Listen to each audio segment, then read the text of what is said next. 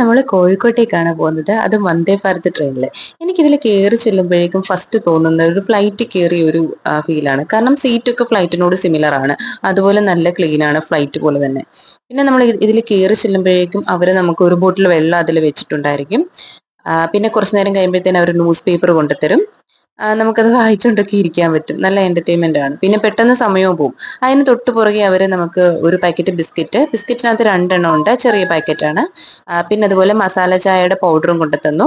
പിന്നെ അതിന്റെ കൂടെ ചൂടുവെള്ളവും തന്നു. നമ്മൾ അതിൽ മിക്സ് ചെയ്തിട്ടാണ് മസാല ചായ ചെയ്യേണ്ടത്.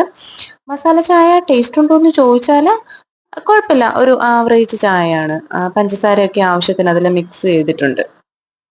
പിന്നെ അത് ഉണ്ടാക്കി കുടിച്ചു. അത് കഴിഞ്ഞ് കുറച്ചു നേരം കഴിഞ്ഞപ്പോഴേക്കും ബ്രേക്ക്ഫാസ്റ്റ് കൊണ്ടുതന്നു.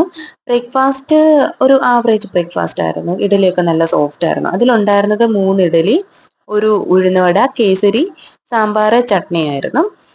നമുക്ക് തെറ്റു പറയാൻ പറ്റത്തില്ല, അത്യാവശ്യം നല്ല ഫുഡായിരുന്നു തന്നിരുന്നത്.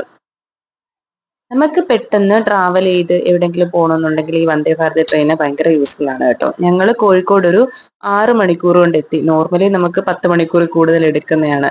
പിന്നെ ഇതിന്റെ ടോയ്ലറ്റ് പറയുവാണെങ്കിൽ സാധാ ട്രെയിൻ പോലല്ല, അത്യാവശ്യം ക്ലീൻ ആണ്, എല്ലാ സൗകര്യങ്ങളും ഉണ്ട്. അപ്പൊ അത്രേ ഉള്ളൂ ഇന്നത്തെ വീഡിയോ.